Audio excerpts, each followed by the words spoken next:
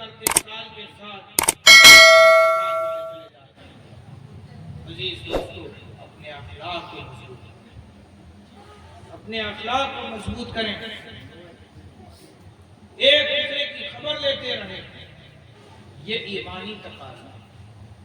یہ کیا ہے؟ ایمانی تقاضا ہے۔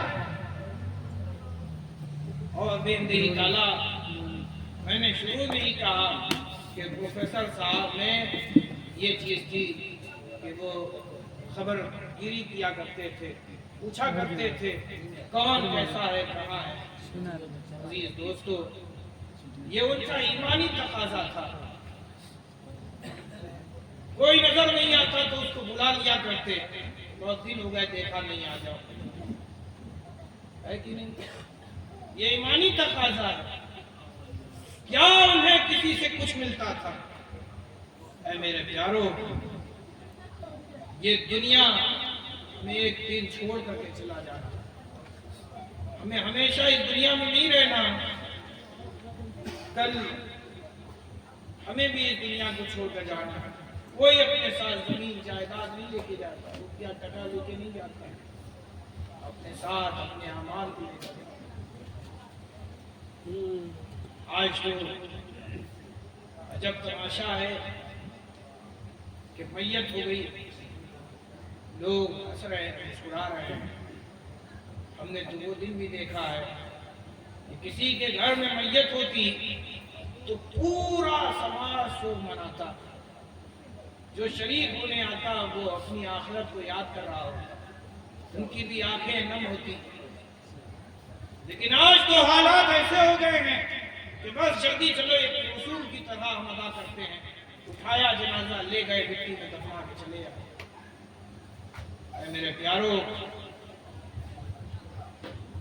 آج تو انہیں دفنانے والے ہاتھ موجود ہے، دفنا رہے ہیں، کل اس سے بھی بدتر حالات ہوں گے، ہماری لاش رکھی ہوگی، چیل کوے کھا رہے ہوں گے، لیکن ہمیں کوئی دفنانے والا نہیں ہوگا۔ کیوں؟ کیونکہ ہم نے دوسروں کے ساتھ بھلائی نہیں کی، اے میرے پیارو، اللہ اس کے رسول سے ڈرو۔ یہ محفلیں اسی لیے سجائی جاتی ہیں تاکہ آپ اپنی آخرت کو یاد کریں۔ یہ 40ویں محفل، اس کا آغاز ہی اسی لیے ہوا تاکہ لوگ جمع ہوں اور آخرت کو یاد کریں، لیکن آج تو ایک الگ ہی دھوم مچی ہوئی ہے۔ میرے پیارو، ہمیں اور آپ کو بھی اللہ کے حضور جانا ہے، احساس دینا ہے۔ آج ہمارے حال ایسا ہو گیا ہے کہ ہم بغیر جھوٹ بولے، بغیر غیبت کیے ہمارا کھانا نہیں ہضم ہوتا۔ بتائیے بات صحیح ہے کہ نہیں ہے؟ اللہ کے رسول صلی اللہ علیہ وسلم نے فرمایا تھا کہ مسلمان کی یہ شان نہیں کہ وہ دھوکہ دے، مومنین کی یہ شان نہیں کہ وہ جھوٹ بولے۔ بتائیے، ابھی مفتی صاحب نے کہا نا کہ مٹی کو اپنی حیثیت کو پہچان لینا چاہیے، اپنے مقام کو جان لینا چاہیے۔ تو اگر تم اپنے مقام کو جاننا چاہتے ہو تو رسول کی تعلیمات پر عمل کرنا۔